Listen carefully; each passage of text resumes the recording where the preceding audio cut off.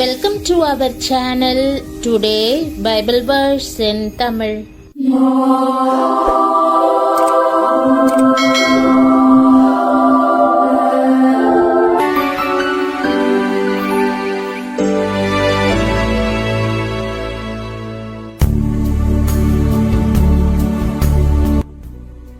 இன்றைய வசனம் சங்கீதம் 55:22.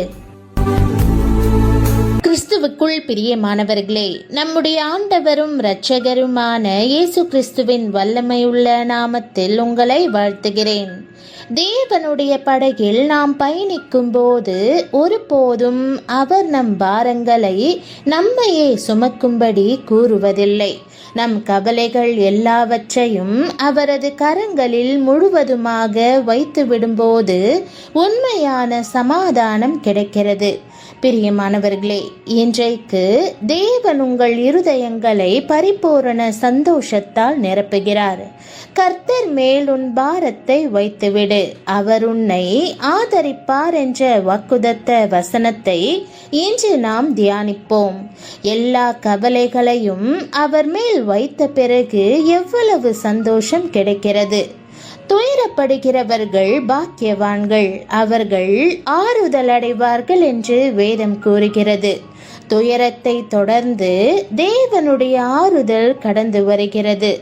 தேவனுக்கேற்ற துயரம் தேவனிடத்திலிருந்து நிச்சயமாகவே ஆறுதலை பெற்றுத்தரும். துயரப்படுகிற தேவ பிள்ளைகள் கர்த்தருடைய ஆறுதலின் அன்பு செட்டைகள் தங்களை அரவணைக்கிற வரையிலும் தேவ பிரசன்னத்திலே காத்திருக்கிறார்கள். நம் தேவனுடைய பெயர் சகலவிதமான ஆறுதலின் தேவன் என்பதாகும். வேதம் சொல்லுகிறது, துயரப்பட்ட அனைவருக்கும் ஆறுதல் செய்யவும், சீயோனிலே துயரப்பட்டவர்களை சீர்படுத்தவும், அவர்களுக்கு சாம்பலுக்கு பதிலாக சிங்காரத்தையும், துயரத்துக்கு பதிலாக ஆனந்த தைலத்தையும், ஒடுங்கின ஆவிக்கு பதிலாக துதியின் உடையையும் கொடுக்கவும் கிறிஸ்து வெளிப்பட்டார். அவரே இஸ்ரவேலுக்கு ஆறுதல். தாங்க முடியாத துயரங்கள் உங்கள் இருதயத்தை தாக்கும் போது உடனே கர்த்தருடைய சமூகத்துக்கு ஓடிப்போய் அங்கே உங்கள் இருதயத்தை ஊற்றிவிடுங்கள். ஒருவேளை அது உங்களுடைய வீட்டு ஜெப அறையா இருக்கலாம், அல்லது தேவாலயமா இருக்கலாம், அல்லது ஏதோ ஒரு தனிமையான இடமா இருக்கலாம். கர்த்தருடைய சமூகத்தை தேடி ஓடிப்போய் மனக்லேசங்களை தேவ சமூகத்தில் இறக்கி வையுங்கள். நிச்சயமாய் நீங்கள் ஆறுதல் அடைவீர்கள். மனபாரங்கள் குறைந்து போகும், கவலைகள் எல்லாம் மாறிவிடும். அப்பொழுது கர்த்தர் உங்கள் அருகிலே வந்து ஒருவனை அவன் தாய் தேற்றுவதைப் போல தேற்றுவார். நிச்சயமாகவே நீங்கள் எருசலேமிலே தேற்றப்படுவீர்கள். கர்த்தர் சொல்லுகிறார், நான் அவர்கள் துக்கத்தை சந்தோஷமாக மாற்றி அவர்களை தேற்றி அவர்கள் சஞ்சலம் நீங்க அவர்களை சந்தோஷப்படுத்துவேன். அவர்கள் வழிகளை நான் பார்த்து அவர்களை குணமாக்குவேன்.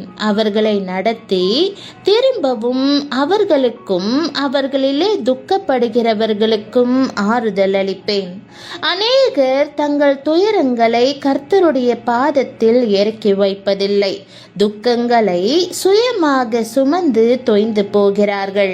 அதைத்தான் சங்கீதக்காரர், கர்த்தர் மேல் உன் பாரத்தை வைத்துவிடு, அவர் உன்னை ஆதரிப்பார் என்று இன்றைய வாக்குதத்தில் சொன்னதைப் போலவே அப்போஸ்தலனாகிய பேதுருவும் கூட அவர் உங்களை விசாரிக்கிறவரானபடியால் உங்கள் கவலைகளை எல்லாம் அவர் மேல் வைத்து விடுங்கள் என்று எழுதுகிறார்.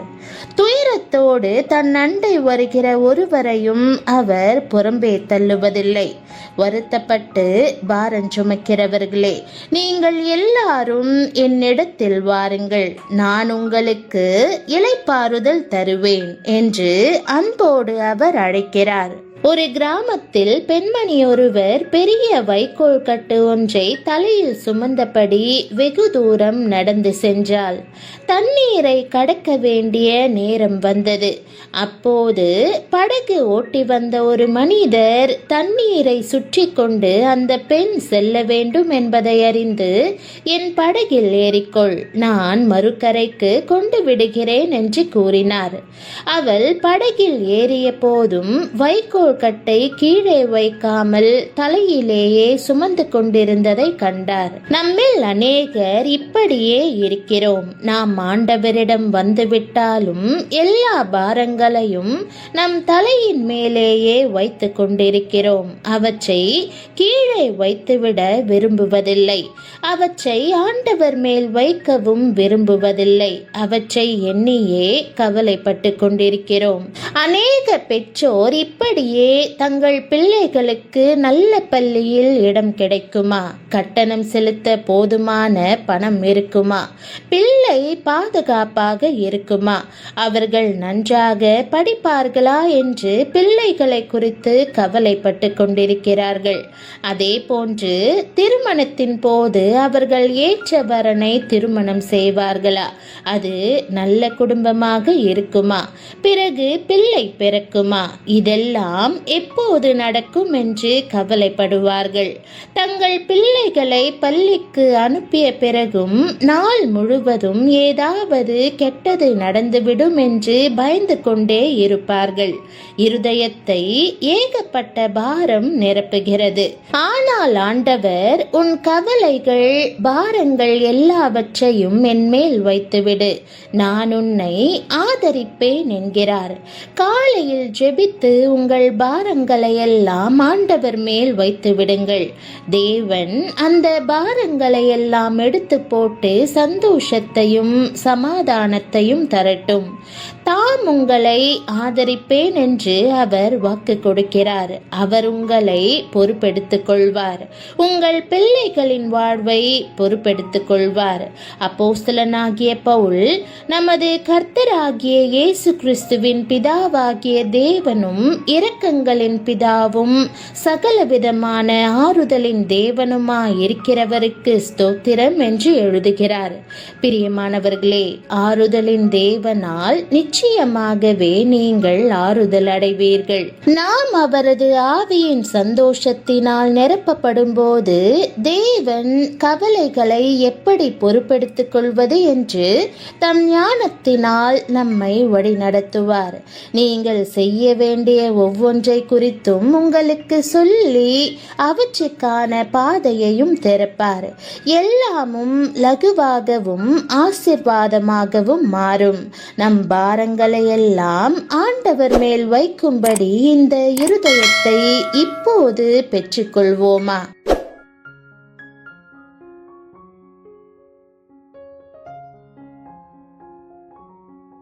ஜெபம். பரம தகப்பனே, என் உள்ளத்தில் பல பாரங்களை சுமந்தபடி நான் இருக்கிற வண்ணமே இன்று உம்மிடம் வருகிறேன். என் இருதயத்துக்குள் இருக்கிற எல்லா கவலைகளையும், நான் உரைக்க கூறாதவற்றையும் நீர் பார்க்கிறீர். என் பாரங்களை இறக்கி வைத்துவிட்டு உம்மை முற்றிலுமாய் நம்புவதற்கு எனக்கு கற்பித்தருளும். இப்போது என் கவலைகள், என் பயங்கள், என் பிள்ளைகளின் வாழ்க்கையை உம் அன்பின் கரங்களில் ஒப்படைக்கிறேன். என்னை ஆதரிப்பதாய் நீர் வாக்கு கொடுத்திருக்கிறீர். உம் வார்த்தையை நான் நம்புகிறேன். உம் ஆவியினால் வரும் சந்தோஷத்தினாலும் சமாதானத்தினாலும் என் உள்ளத்தை நிறைத்திடும். நான் பண்ணுகிற எல்லா தீர்மானத்தையும் உம் ஞானத்தினால் வழிநடத்தும். எனக்கும் என் குடும்பத்தினருக்கும் ஏற்ற பாதைகளை திறந்து எங்களுக்கான யாவற்றையும் செய்து முடிப்பீராக. எல்லாவற்றையும் நீர் கவனித்துக் கொள்வீர் என்று நம்பி இன்று உமக்குள் இளைப்பாறுதல் அடைந்து இயேசுவின் நாமத்தில் ஜெபிக்கிறேன் நல்ல பிதாவே, ஆமேன். தேவனுடைய நாமம் மகிமைப்படுவதாக. ஆமேன்.